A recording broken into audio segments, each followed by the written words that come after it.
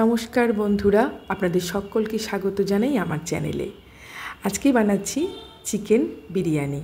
তার জন্য চিকেনটাকে যেমন ম্যারিনেট করে রাখতে হয় টক দইয়ের সাথে আদা রসুন পেঁয়াজ লঙ্কার পেস্ট, বিরিয়ানির মশলা, ছাতু, কাসুরি মেথি, গোলাপ জল, কেওড়ার জল, একটু সামান্য মিঠা আতর আর নুন হলুদ যা যা লাগে, লঙ্কার গুঁড়ো সব দিয়ে খুব ভালো করে ম্যারিনেট করে রেখে দিয়েছিলাম প্রায় 1 ঘন্টার মতো। এদিকে পেঁয়াজের বেরেস্তা ভাজাও আমার কমপ্লিট হয়ে গেছে, আর এদিকে আমি সেদ্ধ ডিমগুলোকে বেশ লাল লাল করে ভেজে তুলে নিলাম একটা বাটিতে। আর আগে থেকে একটু সেদ্ধ করে রেখেছিলাম আলু, সেটাকেও ভেজে নিলাম একটু নুন হলুদ লঙ্কার গুঁড়ো দিয়ে।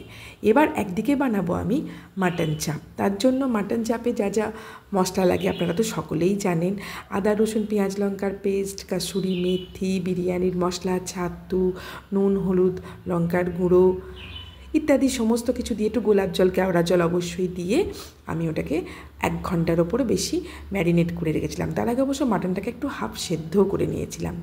এদিকে আমি বিরিয়ানির জন্য ভাতটা বসিয়ে দিয়েছি। ভাতটা বসানোর আগে আমি একটুখানি জলের মধ্যে সাদা তেল দিয়ে দিয়েছিলাম, আর একটু গোটা গরম মশলা, তেজপাতা সব দিয়ে চালটা দিয়ে ফুটিয়ে নিয়ে একটুখানি গোলাপ জল, কেওড়া জল, যাতে গন্ধটা ভালো বেরোয় আর কি, তার জন্য বসিয়ে দিয়েছি।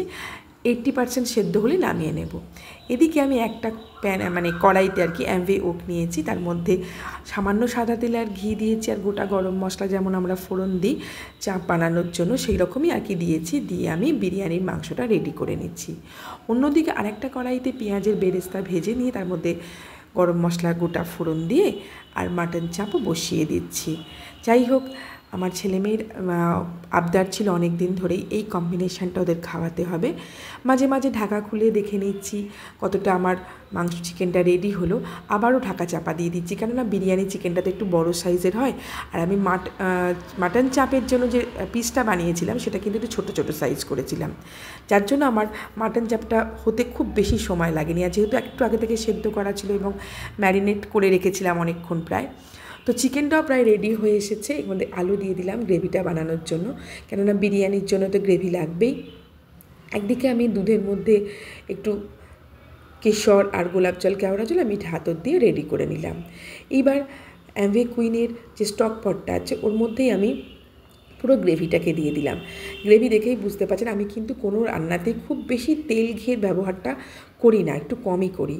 এইবার ভাতের লেয়ার দিয়ে এবার বিরিয়ানির মশলা, ঘি যা যা লাগে আর কি, তার মধ্যে দিয়ে দেবো একটুখানি ওই যে গোলাপ জল মেশানো যে দুধটা, কেশর মেশানো যে দুধটা দিয়েছিলাম সেটা, তার উপর ডিম দিয়ে একদম সুন্দর করে সাজিয়ে দেব।